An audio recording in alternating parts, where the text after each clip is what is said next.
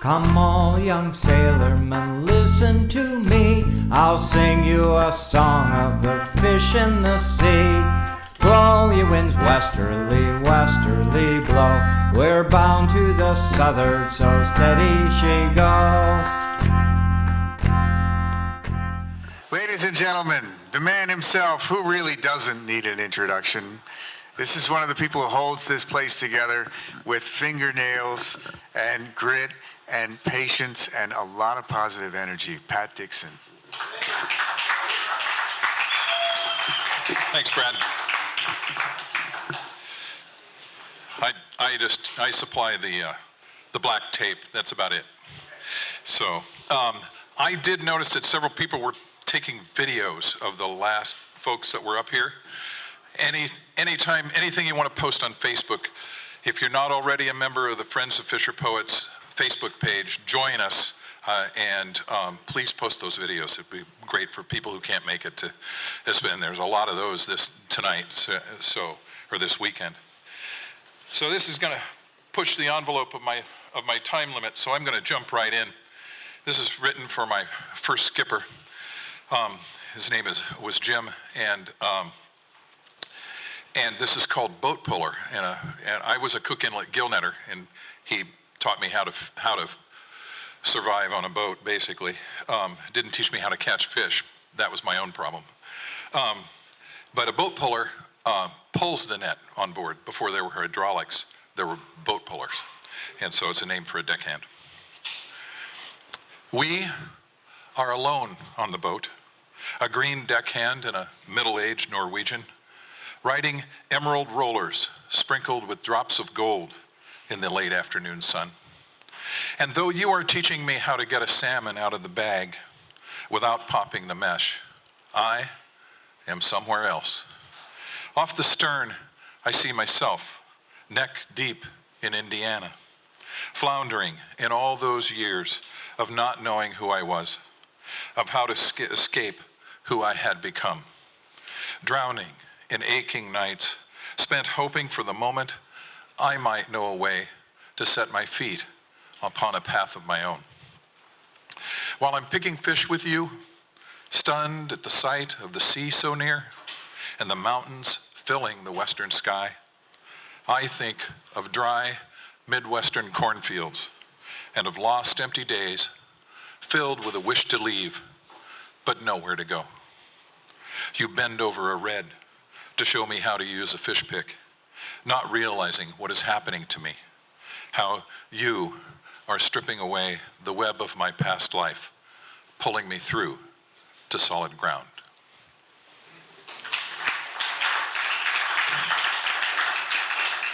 Thank you. So that and this next one are both from the memoir I wrote, and at my wife's insistence on a way to spend the pandemic in a positive way, and she was right. So it's called Waiting to Deliver, and it is not a pregnancy manual. This is a true story for my son, Kessler. The connection. The season is winding up, and as my deckhand, I look to you for help. Tomorrow is the first big day, I remark as we head out to the net rack. We got to get this gear on and go for groceries. I want to leave the river tonight. Your face falls, but I haven't noticed.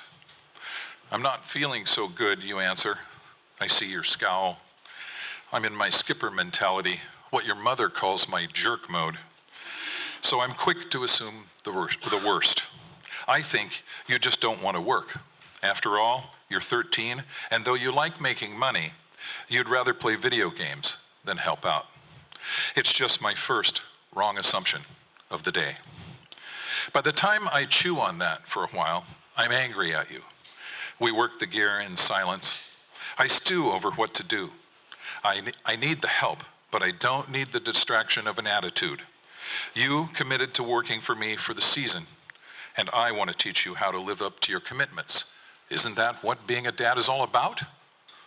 I'm even more upset, and we haven't spoken a word. You go through the motions, but the tension between us is thick. We'll argue this out later, after the nets are on the boat.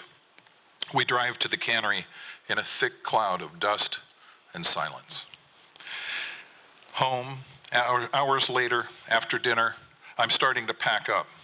Got your gear together, I ask, knowing you haven't. I don't feel good, you answer from your bed. My stomach hurts, and I've got a headache. Look, I say, walking into your room, I need your help tomorrow. I'm sorry you feel bad, but you promised me that you'd go, and we need to get going. We have to get out of the river before the tide's too low. You can sleep on the boat.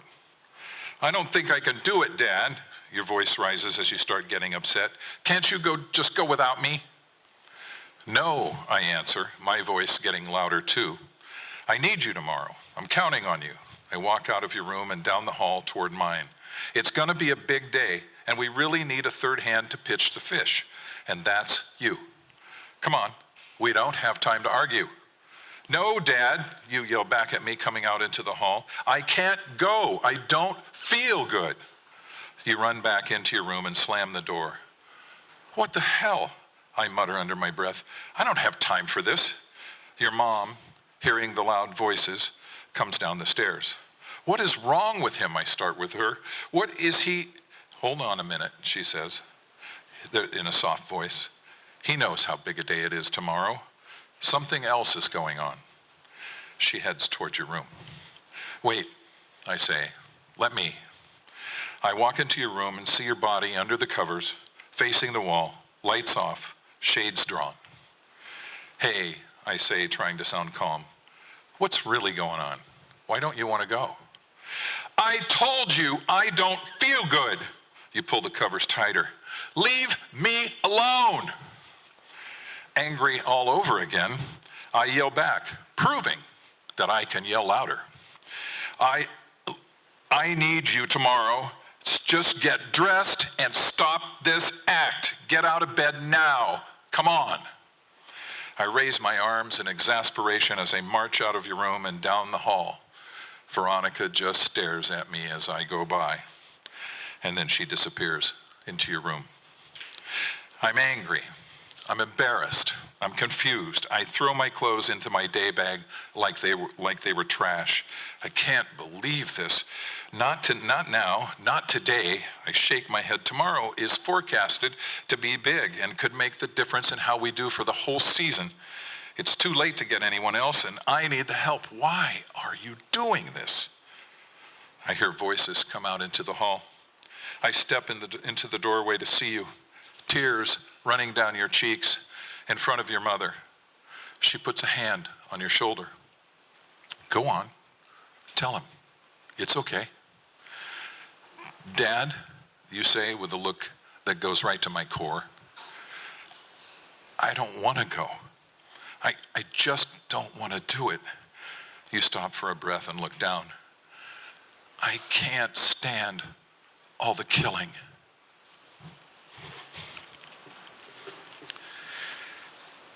And I am no longer in the hallway with you. I'm on the back deck of the first boat I fished on, the North Sea. Fishing my first season as a crew, no longer a 48-year-old skipper with 2 children, but 27 and as green as can be. And I am watching hundreds of salmon come over the stern, and I am stunned at all the death. Some of the fish will come aboard already dead. Most of them will die soon. Some struggle, some accept it, some are puzzled. Some actually look like they know what's happening and are resigned to their fate. If fish are like people, I think, then it's in this. They seem to die in as many ways as we. But the part that's hardest to accept is that I am partly responsible for their deaths. Confronted with this terrible sense of guilt and shame, I come closer to quitting fishing forever on this day than any other in the next 20 years. My anger and frustration with you melt like spring ice. I understand, I say softly, because suddenly I do. I understand completely. We hug and talk, and I tell you of that day and how I had a hard time with the killing too. I explain the nature of it, how fish how we are harvesting the source of healthy food just at the fish, as fish are at the end of their lives. You listen, we arrive at a compromise. So you'll help me with the boat work. When we get back to the dock, you nod and look very serious. Yes, that'd be way better. It's a deal. See you tomorrow.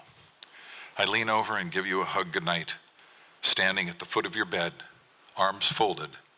Your mother smiles.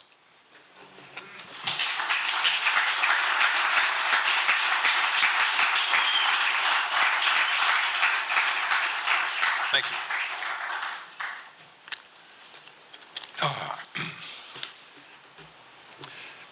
And his younger brother loved killing fish. I have no idea how that works, but Kessler never went fishing with me again, and everybody was happier. And I learned a few lessons about being a dad. So this is also a true story about, it's called radio fish. The river mouth is over 20 miles gone when I remember to turn the radio on. Fishing's good here by myself, Chris just said, and I finally know which way to head. I saw a boat picking a little east of me, and he had steady fish from what I could see. I turn the wheel to where I know he's set out, 10 miles south by southwest. I know the route. I plug it into the plotter and push her to the max. The engine responds with a puff of black out the stack. Let me know if you see more. Sounds like you got room. I'm heading your way, I say. Should be there soon. We skip on top of the waves, spray flying hard. Got a bone in her teeth, they'd say back in the yard. At this speed, we'll be there in 30 minutes, 25 to go. But I'm impatient and twitchy, so I keep checking the radio. 15 on the Seabees where a decent group hangs out, so I switch it over there and listen to the chatter for a shout from someone whose voice I think I might know, and hopefully find a place to set that's good, but closer to go. And on he comes. Seen a few up and down the line, he says, but the hooks where they're hitting looks like they're heading west. Damn, I know that guy. I grab my coffee and take a drink. I just passed him. He's north of me, I think. Maybe 5 minutes back, the way we just came. I better check with Chris and see if it's still the same. I turn the dial, pick up the microphone. Hey, Excalibur, I say. Still getting hits there all alone? No answer. Probably picking fish like mad. But Rich comes back and, he sounds sad. Yeah, Pat, I see Chris picking his gear, and he's got a lot of fish just east of me here. Well, what about you, Rich? I ask him back. Are you seeing much now that the tide's gone slack? No, Pat, not a single hit since I laid her out. I sigh in frustration and twist the wheel about. Well, let me know if you see something in the next little while, I say. There's a call back behind me, up north about a mile, so I'm turning around and gonna head that way. Sounds good. I'll keep in touch. Okay. I run north, grit my teeth, and shake my head. We left the river late. Should have been early instead. If I hadn't started slow and set the net when I should have at opening, I wouldn't be doing this, I bet. My deckhand's starting to wonder if I'm coked up or juiced. We're running down the middle of the wake we just produced. Hey, Pat, Rich says brightly as I race the other way. Starting to see some action here. Best I've seen all day. Oh my God, I scream, and I twist the wheel about with a yank to starboard, and we're heading back south. Thanks, Rich, I answer. I guess I'm heading back toward you. I swear under my breath and look over my shoulder at my crew, and he knows not to utter a word. His skipper has lost it. This has gotten absurd. So he busies himself on deck with a bucket and a nut and tries to ignore what he knows I forgot. But I'm caught up in it now, and so I can't help but wonder what's on channel 15, and I know. I switch the radio over. 200 in that last shackle, I hear a voice begin, and I'm out west, a mile from the fleet you're in. I look to the west, and sure enough, there's a boat out there. But is it the same guy I'm listening to? Oh, God, this isn't fair. Thanks, buddy, I hear the northern boat say. That's pretty good, but I think I'll stay over here. We're not doing too bad, and I'd hate to spend the day running around like mad. Oh, he said it. Oh, I scream and grab my head. The boat roars on. I should be fishing instead. I bounce again on the waves of my own wake with precision. I'm stuck in a whirlpool, a vortex of my own indecision. The guys near me must wonder if I know what to do. I'm running around in circles like I haven't got a clue. Like an automaton, I check the channels and Chris is back on, talking to Gary. That rip was starting to suck something hairy, he says, but we got it all back, over 400 on that. I'm setting it out again before the end of the slack. Holy crap, that's right, I think. I need to get set before the tide turns. They'll show then, I bet. I'm east of you, on a little rip over here, Gary answers, all alone in the clear. I mean, in the clear side of a clear muddy streak. And it's sure looking good. Best show I've seen all week. What? East? Where are you, Gary? I cut in. Can you see me at all up north, running?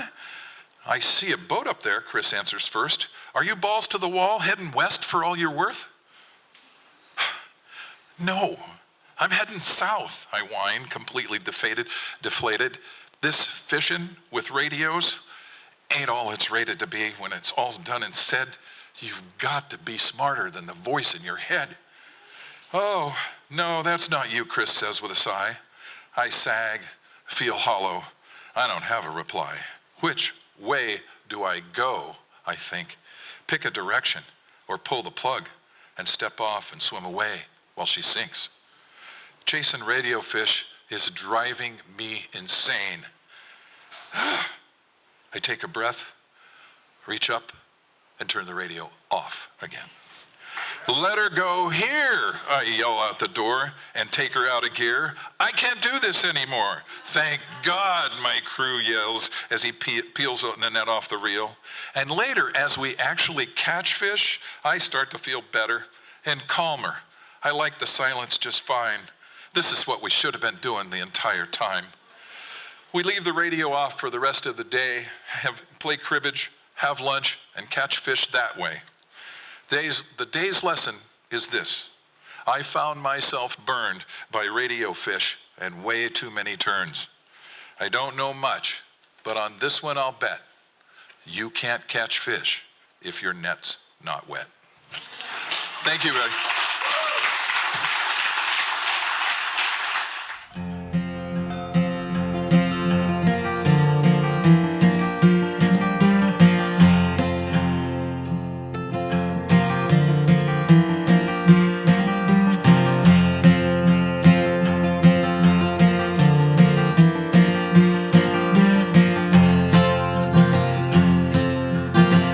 Off the stern the water is churning. Lobster pots are dropped into the brine. At the wheel there stands a fine lady